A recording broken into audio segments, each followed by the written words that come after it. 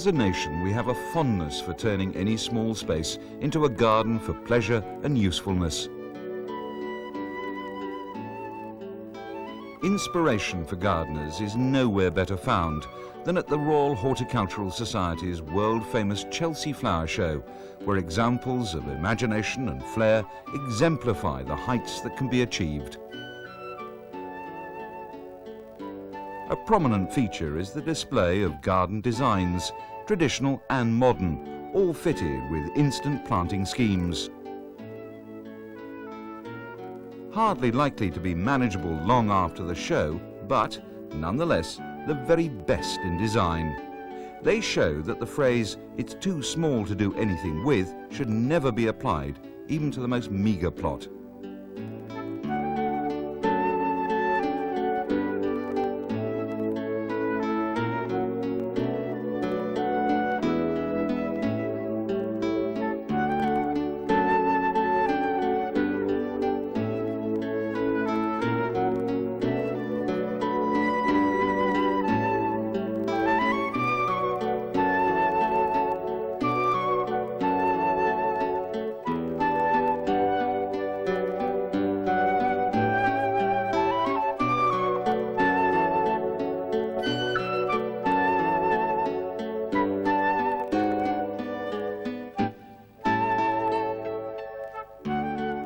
This video will show that big does not always mean best, and the opportunities to create a wonderful garden is there for almost anyone.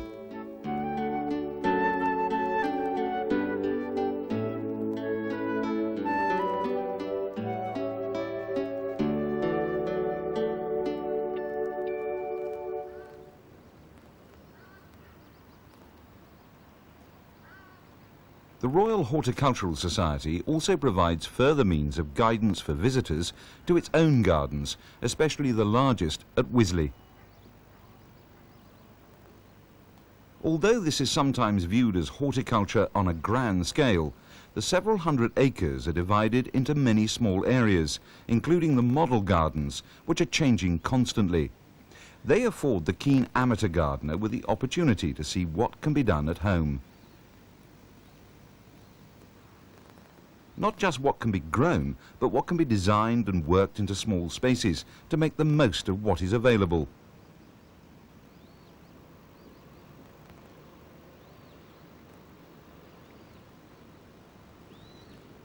It can be just as rewarding and sometimes more challenging as landscaping and designing a very large garden. Building a new garden is a creative challenge and wonderful opportunity. On an open site like this, it is important that we get the basics right from the word go, because this garden is going to be with us for a long, long time.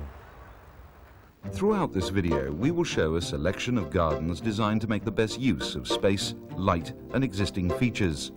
These gardens may give the keen, small garden amateur ideas and inspiration and show just what can be achieved. The sort of garden we have is influenced by a number of considerations. Personal interest and taste must be the highest on the list. Many people want nothing from the garden which surrounds their house because they pursue other interests. And some of those will just want to see a tidy, effort-free patch, whilst others disregard it altogether. Many people want a place of privacy to relax outdoors, perhaps for family use or to serve as transportation from urban life, with plants and wildlife brought to the door. To many, this is the British ideal, the thatched country cottage. With modern gardening techniques and the availability of a vast range of accessories and aids, many of the features seen here can be copied and adapted to suit almost any type of garden. It all comes down to a matter of personal choice.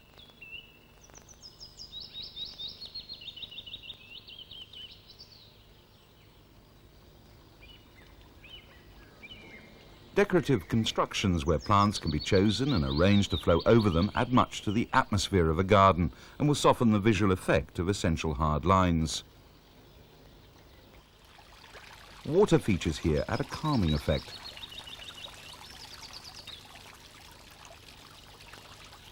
The range of modern garden furniture means that even the most traditional setting does not need to be spoilt by unsympathetic features. Straight lines are rare in nature. Wherever curves can be introduced in the garden, they serve to lessen the severe visual effect of building construction. Living plants can provide an excellent means of framing the natural canvas of the garden. The careful marrying together of garden facilities can provide interest where skillfully done.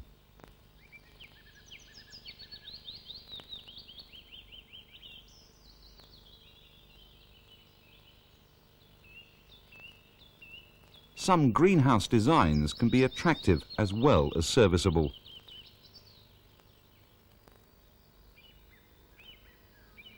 Always bear in mind the contribution of shape and form provided by the natural and man-made. Even some vegetable plants have statuesque forms and can sit comfortably in close proximity to ornamentals.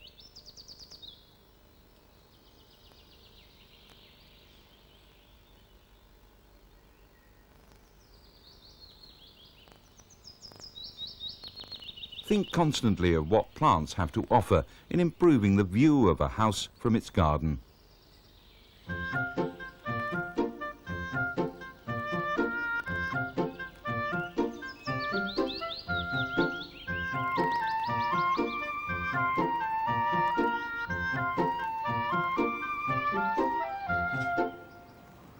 In this second garden, we see how plants can mellow the effect of walls, steps and paving in a different setting.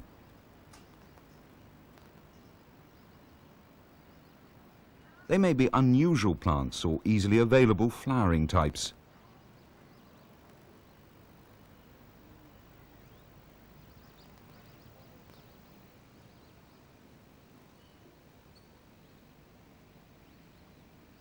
Plants in containers are an ideal way of enhancing hard standing when imaginatively placed.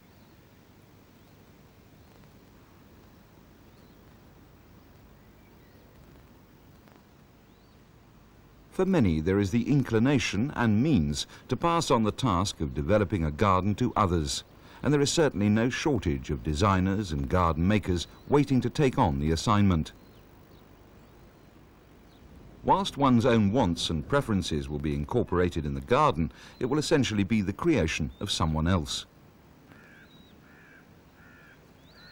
But whether the making of the garden is to be by this means or by one's own effort, there are very many factors to bear in mind. It's not difficult to list the ideal features of a garden site, but of course most gardeners have to cope with what comes with a house, and more often simply where one has to live. There are excellent examples of gardens made with plants native of demanding conditions, but the interest and needs of most gardeners extend to growing a much wider range of exotics and maybe fruits and vegetables, which would struggle in a harsh climate.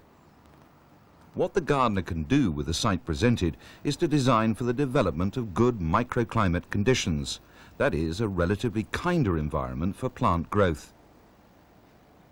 This is most effectively achieved by establishing shelter, which may be artificial kinds such as fences, walls and screens, or the more efficient and attractive living kinds such as trees and shrubs. And the ultimate microclimate is of course that provided by the greenhouse. A priority in assessing the garden site is to think about the natural climate of the locality. How might it be improved? The southerly aspect of the site should be highly regarded. The warming sunshine will favour so many plants, not to mention relaxation for the garden users. Establish how the sun moves around the plot during different times of the day. Think about shadow effects. Noting the orientation will help greatly when it comes to positioning plants and features on the garden plan. A sloping site can have much potential. Remember that land sloping in a southerly direction will warm up relatively early in the season. A slope allows cold air to flow away, reducing the worst frost risk. It's also a very useful means of making a garden design more interesting, accepting that the degree and the scale can present expensive challenges on some sites. Where appropriate, a slope is a feature to be carefully thought about at the outset and exploited to advantage. For many people, regular work in the garden is part of the enjoyment.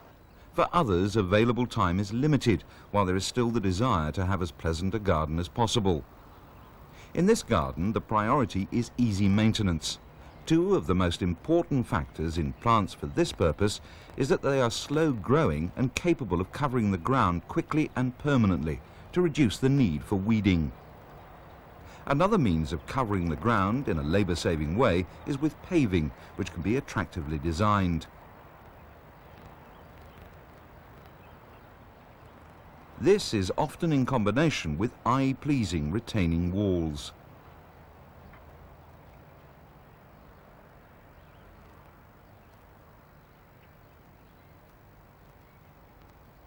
These methods allow those with little time the opportunity of having a garden to enjoy.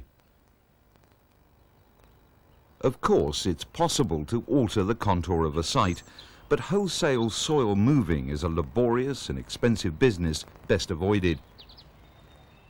But don't restrict the soil inspection to the surface layer.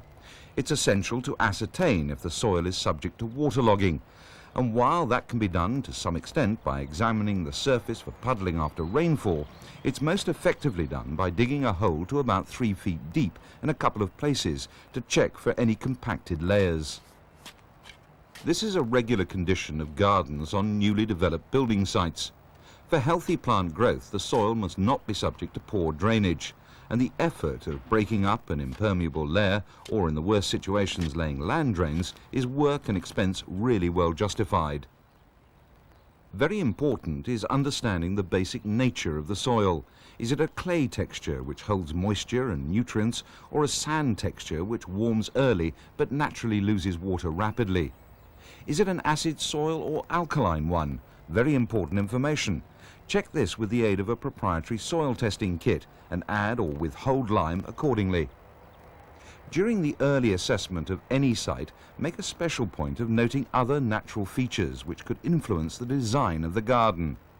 Existing mature or developing trees may be assets for incorporating into the plan as specimen plants, or perhaps for providing useful shade. Take a notepad and make a sketch of the garden site. It need only be a rough drawing showing the relative position of buildings and other existing features, and indicating the direction of vistas and notable trees or landmarks which lie on that line outside of the garden plot.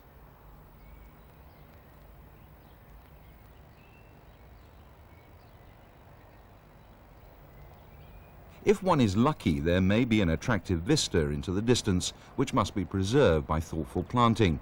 Or the opposite may be the case, some building or feature which is unsightly and needs to be obscured by planting. Appraising and adapting this first rough sketch will help to mature first thoughts on what should go and what should stay. The next step is to survey the site in preparation for making a more accurate plan. A plan that will allow one to bring together ideas and adapt them on paper. Much the best way of working towards a useful and beautiful layout. The essentials for surveying a potential site, whether a new one or one for remaking, are a long tape measure, a bundle of canes, a ball of string, and a pencil and large notepad. First of all, sketch in the house and mark its measurements, showing the position of windows and doors. Choose a suitable long wall of the house from which the first plot measurement can be made by running a string to the far boundary, as it were extending the line of the house and measuring the full distance. Fix canes at measured intervals along the set line. These serve as reference points.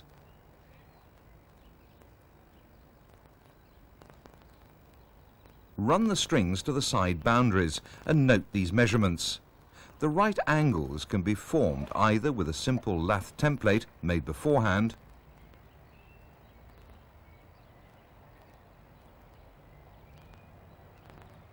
or by constructing a 3-4-5 triangle at each junction point.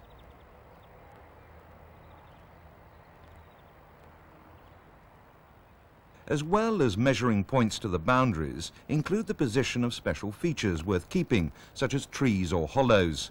Mark in the orientation of the plot, using a compass if necessary.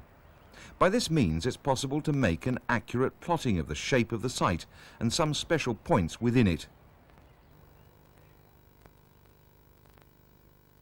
A large step in developing the very rough sketch which we started out with. Now is the time to create the picture onto paper. I'm going to start off on a graph paper where all the squares are already set out, which makes life much easier for me. And each square here, from my point of view, is going to represent 1 meter. And I can just, by calculation of the boundaries, just actually fit it onto this sheet. Here we see the rough notes being used to start the build-up of a record of the basic survey. The most important feature is to accurately define all of the measured points along and off the central axis. In this way, the outline of the plot boundaries emerges and the precise position of key features.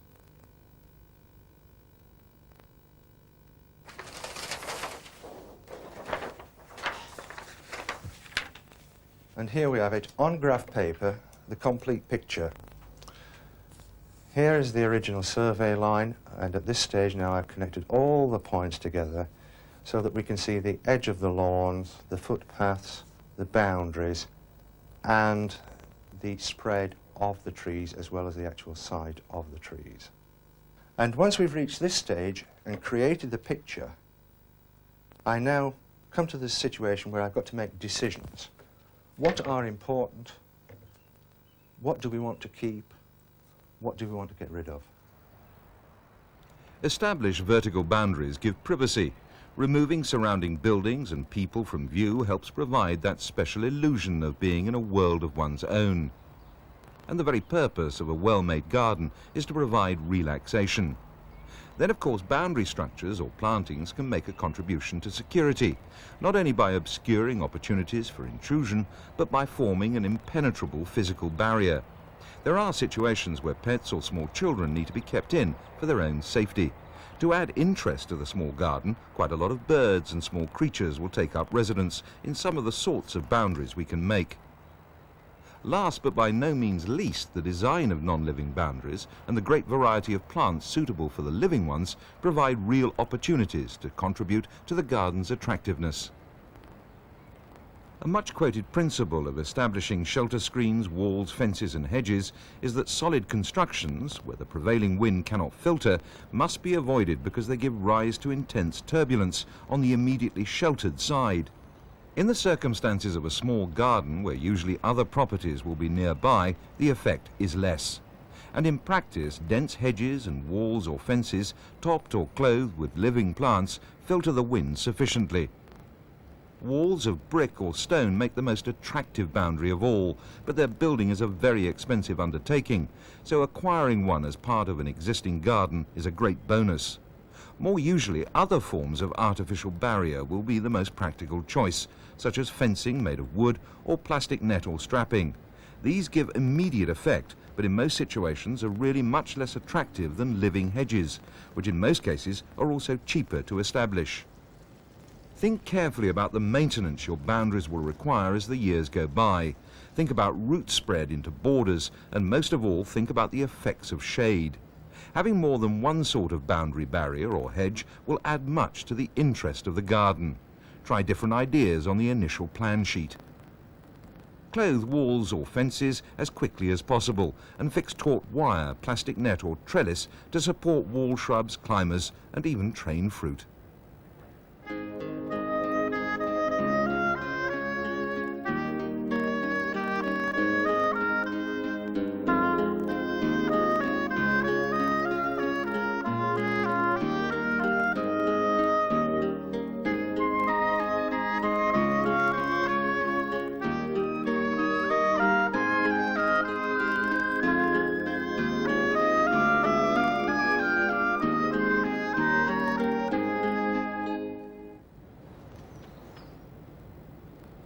The first boundary, of course, starts at the front gate.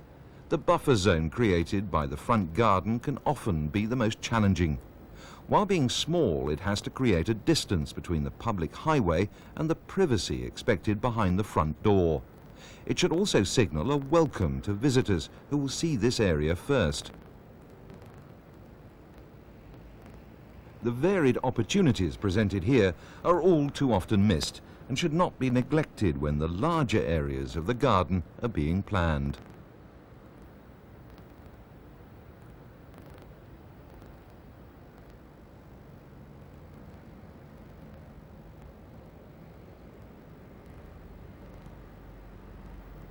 Sometimes the sunniest aspect of the house is in the front.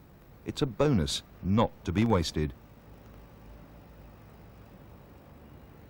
Garden lovers in urban settings can use natural boundaries to break up the regimented forms of surrounding buildings. Highly important is the additional contribution to privacy.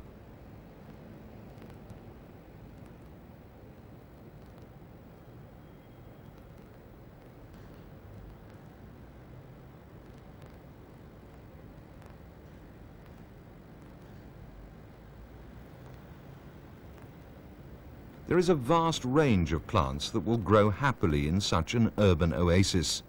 Even the smallest area can be transformed. This city roof garden offers the homeowner a peaceful corner amid the hustle and bustle all around. Success in any garden situation depends on good, imaginative planning, and sometimes harsh decisions have to be made. The apple tree very near to the house may be a good cropper. It may be a very good variety, I don't know. It was dormant when we looked at the garden. But from my point of view, that is too near the window of the house. Fair enough, it does create some screening, but it's also going to shade out a lot of the summer light coming in this direction. Here we have the young birch tree, which is going to be of vital importance in the future for screening from these overlooking houses. And then that beautiful golden Lawson cypress. Again, they're going to be retained as screenage. Coming down this way, we have a young Crataegus tree, again going to add to the future, and a small Weigelia bush. Here, the garden shed, I think I'm going to retain that. It's vitally important for storage, mowers, etc. And again, it is going to add to the screening to some degree. Sheds for storing, areas for drying washing, storing fuel and standing rubbish bins usually need to be near to the house because they're in constant use. Try to keep them out of the sight lines from windows which overlook the garden. All of them can be screened with hedges or structures clad with climbers. Standing ground can be attractively paved, and it's a good idea to incorporate a small herb garden feature, which similarly is best situated near to the house. Play areas may have a high priority. Indeed, that may be a good reason for having a large part of the family garden given over to grass. In some situations, a smaller area may be sufficient to site a swing or a covered sandpit, and again, this needs to be near to the house where it can be kept under watch. Shredded bark makes an attractive and safe ground covering in this situation. Sections of the garden can be used for sitting and eating outside in fine weather, and a barbecue may appeal. A flat, hard surface will be best in a place in the garden where some shade can be found. No garden should be without a compost heap, because there is hardly any sort of plant waste which cannot be turned into a valuable soil additive or mulching material. You will ideally need 2 bins for continuous use, and they need to be sited well away from the house in a corner which is screened but accessible with a wheelbarrow.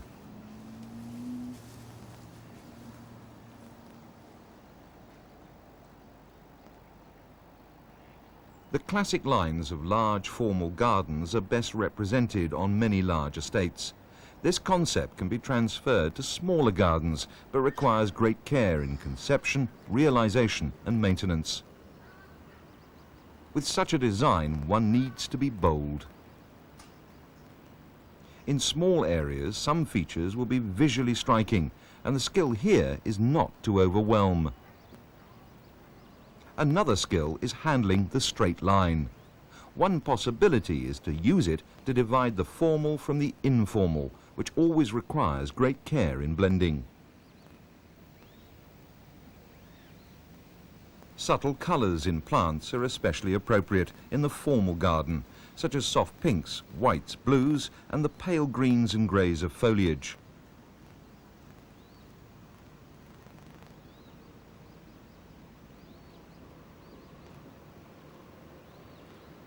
Formal and informal gardens will often require recreational areas, but these need to be thoughtfully placed.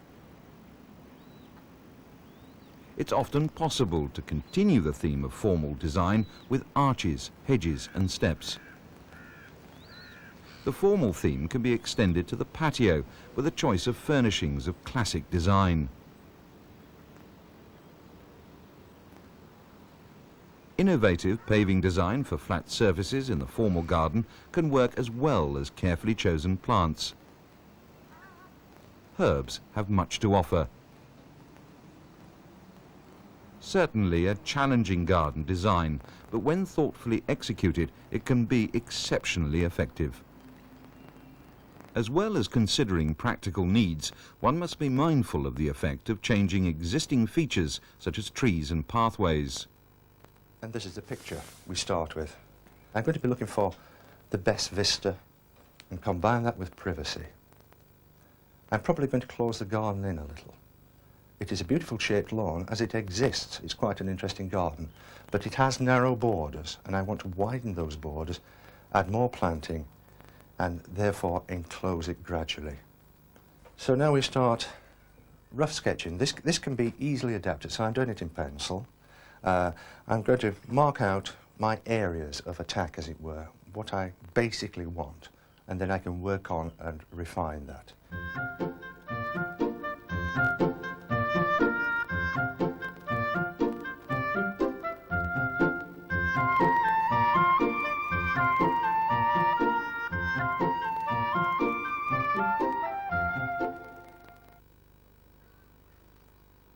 A suitable design solution for the smallest of garden sites is to treat the outside area as an extension of the interior living space. Furnishings can be gradually harmonized with outdoor foliage and wall coverings, enclosing plants and garden furniture which one can feel comfortable with.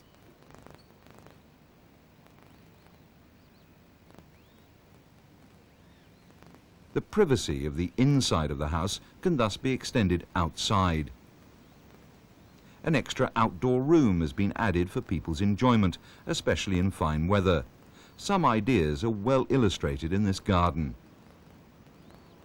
Notice how this shed has been hidden behind foliage.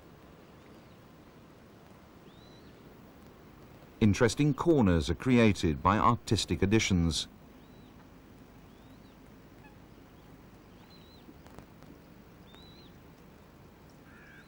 Whilst ponds are an attractive feature, if there are small children around, they should be covered for safety.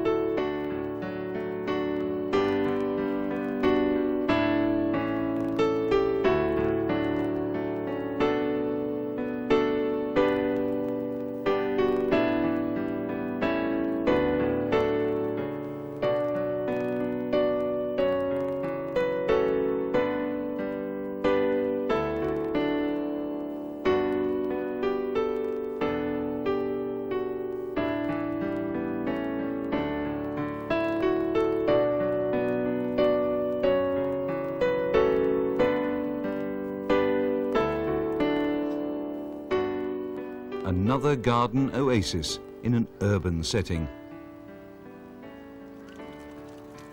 A principal feature, such as a rock garden, will certainly need early consideration within the planning process. A rock garden is an interesting possibility where the stone can be afforded and where it is available without threat to the natural environment. It's a potential project where thoughtful care and consideration is essential.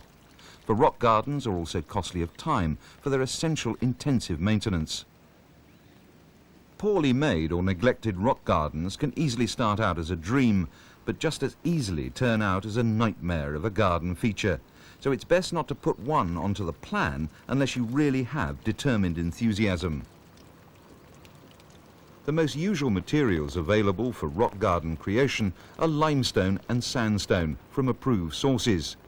Both are ideally suited for growing alpines, and it's these special plants that one aims to represent in a rock garden mini habitat.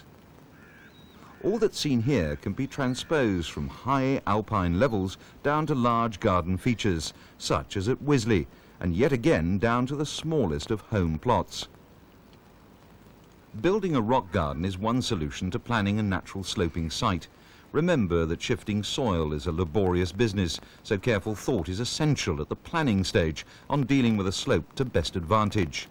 Planting up and down a slope is one solution, terracing a more demanding one.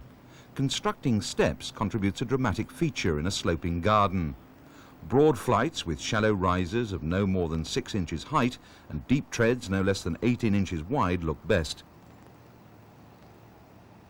If the steps are near to the house, choose a material compatible with it.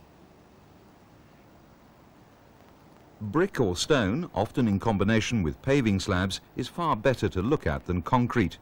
There will also be space for container plants, and in informal settings, it's worth establishing plants at the back of treads or within crevices. In most small gardens, there's going to be areas of flat land, unplanted. These can take the form of a lawn, which adds as a feature to the garden, or it could be a path or a patio. Either way, these are all interchangeable and must be considered very early in the planning of the garden. The success of a lawn in the small garden has much to do with successful preparation. The best lessons can be learned from the professionals working on a large scale. The growth, colour and texture of grass impart something special to all garden settings, linking features in the most natural way. Lawns are relatively less expensive to establish than hard standing, though clearly they need regular maintenance in mowing and edging.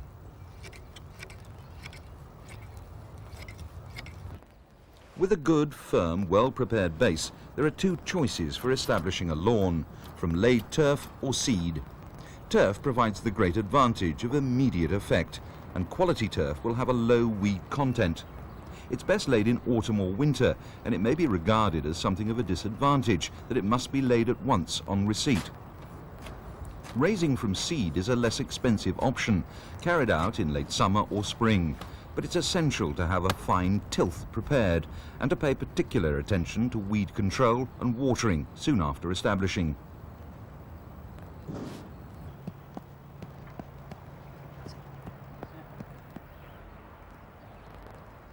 Think about the scale and proportion of what is to fill a design. A lawn will certainly complement the final picture, but a large expanse can be monotonous as well as consuming of time and money in order to keep it well maintained. Here is a dramatic alternative, using water over quite a large area of this particular garden. The range and diversity of water plants and marginals is wide, with their shapes, forms and colour adding a valuable dimension to the garden. Where one gets the water depth correct and populations in good balance, this is an exciting part of the area which need not be very demanding. The added element of water provides an attractive habitat for types of wildlife not otherwise seen in the garden.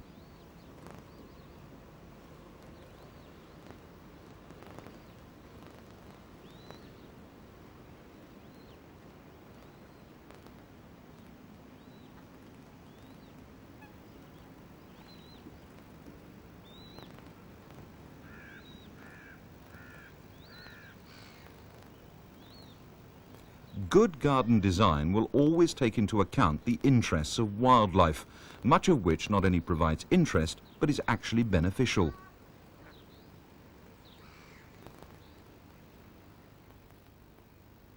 This garden blends the natural with the man-made in such a way that there is no assault on the eye. Natural weathering of such furnishings as benches helps this blend. Here, wildlife may come up directly to the door of the conservatory, where a very different but complementary environment has been created.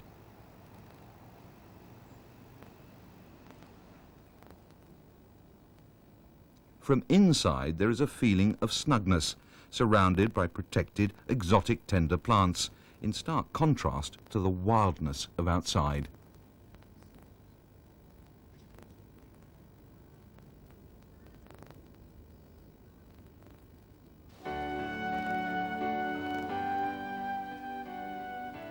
Many garden makers have a special inclination to include water features of all kinds. Without doubt, the reflection and movement of water, incorporating fountains, waterfalls and fish, can be a great attraction, provided there is no danger of that extending to small children, whose safety may be at risk.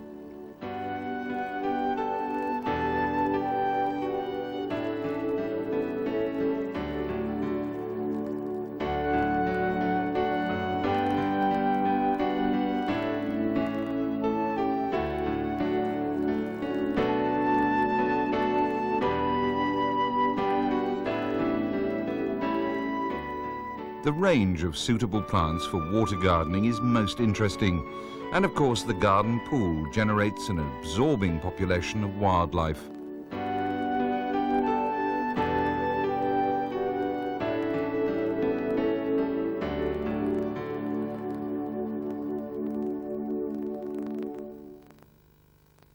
Hard surfaces provide all-weather access, and these can complement lawns and the edges of borders. But in some instances, in smaller town gardens, it may be necessary to virtually cover the whole site with paving. But these can be adorned with planters, seats, statuary and water features to make them much more exciting.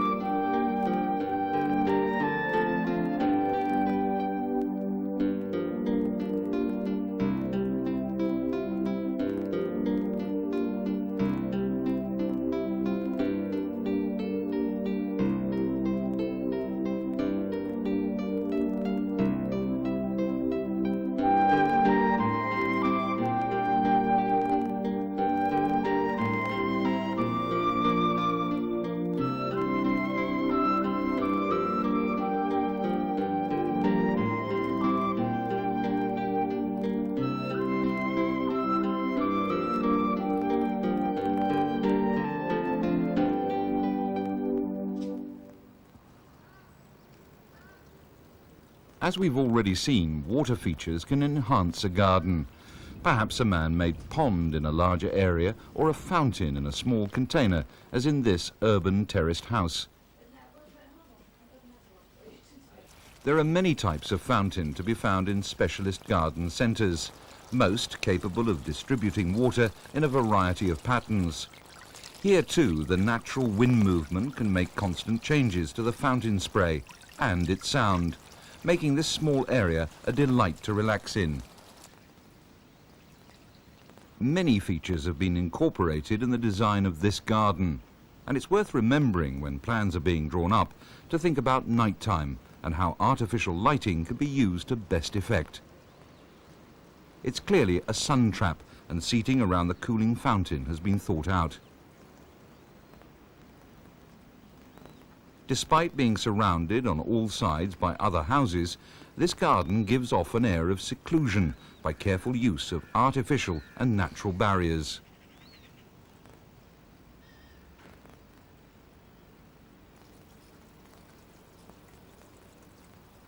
Now, those were some of your basic considerations. And another consideration to be made at the planning stage is, do you want to grow fruit and vegetables?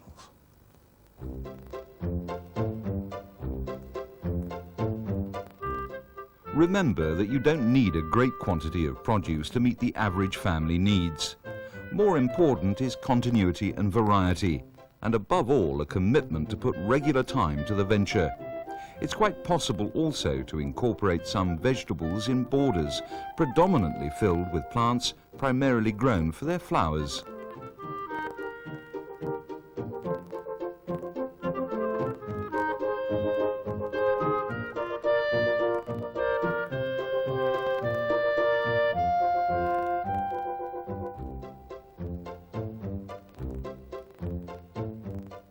Quite a few of the tree and bush fruits can be grown as train forms, which means that they take up less space in the garden and can actually make an attractive feature as a screen or fence or wall cladding.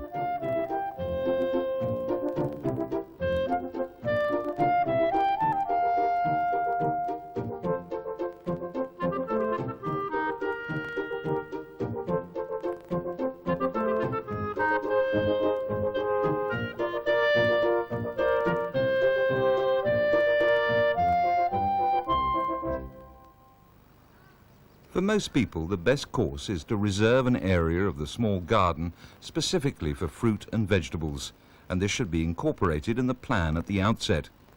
Where that is to be done, an area screened by a hedge or plant-clad fence or by trained fruit trees is a good approach. And of course the compost heap we talked about can be sited in this area.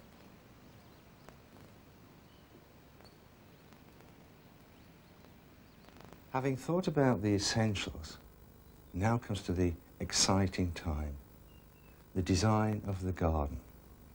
Considering scales and proportions, and where necessary, referring back to existing features on site.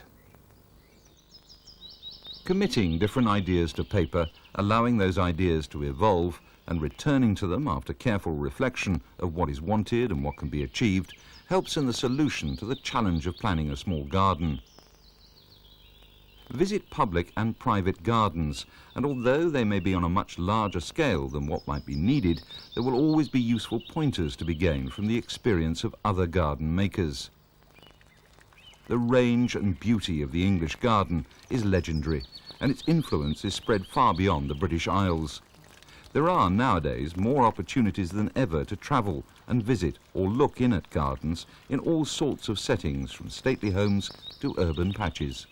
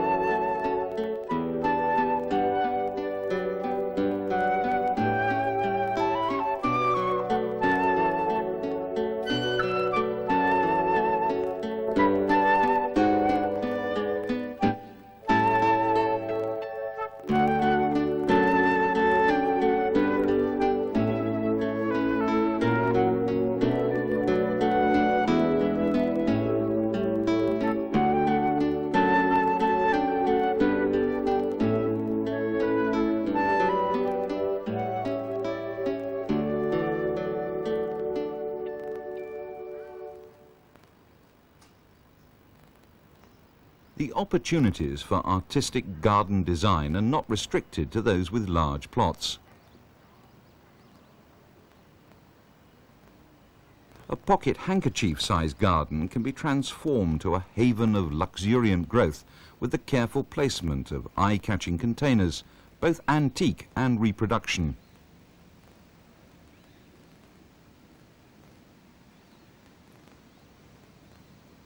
It's especially important to grow plants in this situation which provide interest the year round.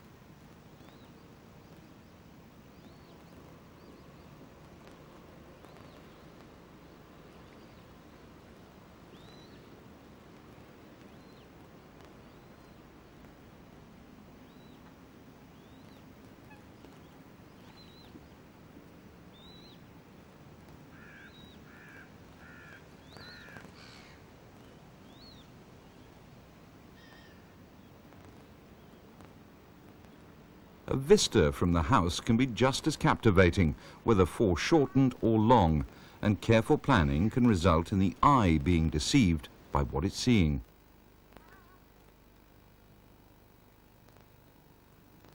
Again, a conservatory can blend indoors with outdoors in a pleasing way.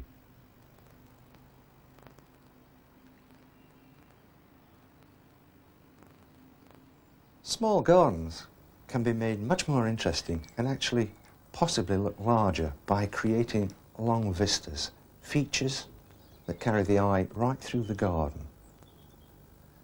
Design, play around with it, but don't stick to it. Go away, think about it, come back and readjust. And then, hopefully, the end product is just what you want.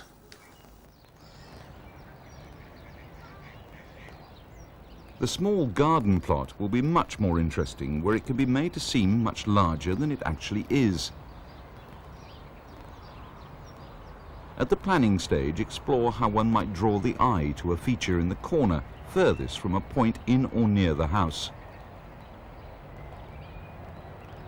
The attracting feature might be a striking specimen tree or a group of boldly colourful plants. It might otherwise be a small sculpture, a garden seat, or even a small summer house well surrounded with plants. A highly effective means of making plots look larger is to plan for a series of compartments or gardens within a garden. In this way, not everything can be seen at once. These areas might comprise the fruit and vegetables we've thought about, perhaps a small garden with a water feature, shade-loving plants, a collection of scented plants, or groups brought together on account of flowering season or harmonies of colour and form. Making these areas introduces an element of surprise as one moves around the garden. And if one such garden can lead to another, so much the better.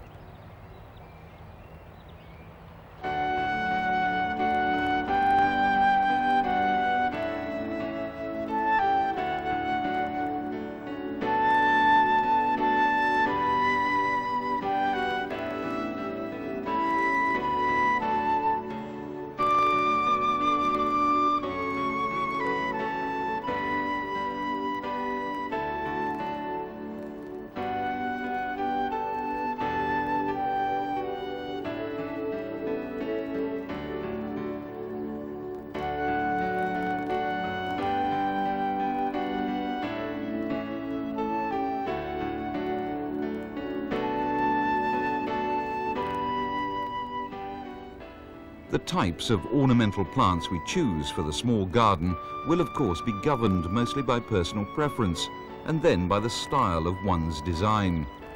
Imagine the relationship of height and spread of candidate plants and how they will look together at maturity. For the small garden, it's essential to know the potential size of all the plants which might be used. Specimens which develop to large proportions can obscure neighbouring ones and quickly spoil a planned association. Apart from height and spread, bear in mind the shape of plants, which may be high or low spreading, columnar or weeping.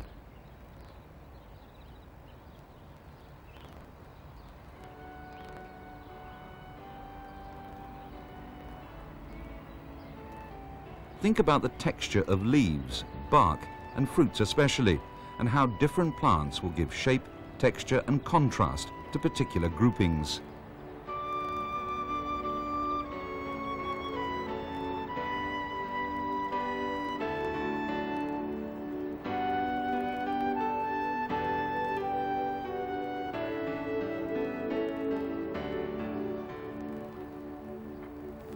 The main design is now complete, but there's still an exciting and demanding challenge, and that is the planting. The colour theme throughout the garden is of vital importance. Are you going to use the subdued colours? Are you going for the bright, hot, fiery colours? Either way, it is important to get it right at the design stage.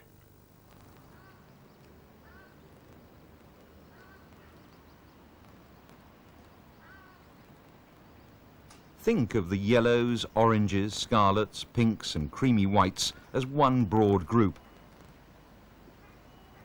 The purples, blues, crimsons and bluish pinks as another. Matching colours between these two groups is usually more successful than matching colours within them.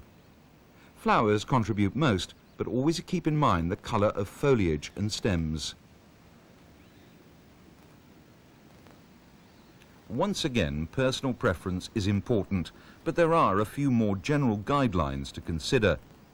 In situations exposed to bright sunlight, bold colours have more impact than pale ones, and the area can be made to seem cooler where whites, blues and greys are used.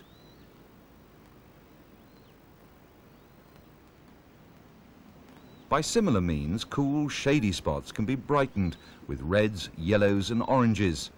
Colour choice can also help in accentuating points in the garden. Blues and greys, being less prominent, tend to make a vista seem longer. Reds and oranges can emphasise foreground points.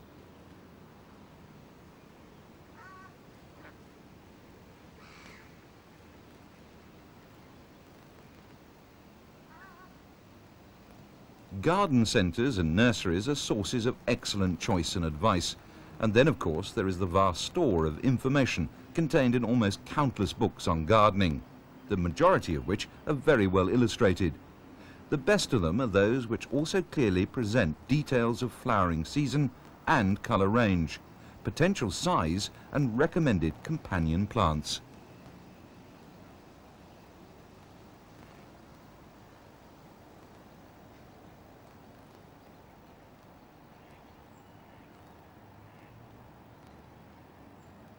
There is an ever greater availability of an enormous variety of plants and materials for garden making from the excellent garden centres and nurseries which are all around us, all contributing to more and more enthusiasm from new and established gardeners to surround their homes with beautiful and useful gardens. Well, I've come to the end of my suggestion. But design and the use of plants is a personal choice, personal taste, and it's entirely up to you. I'd just like to go quickly back through what we did. We started off with a site survey and a rough sketch of the garden. We then came along, we plotted out the original garden, placed upon that all the features that we wish to retain, and then created a blank sheet, apart from these features that we wish to retain, to actually produce our design. And the choice is yours.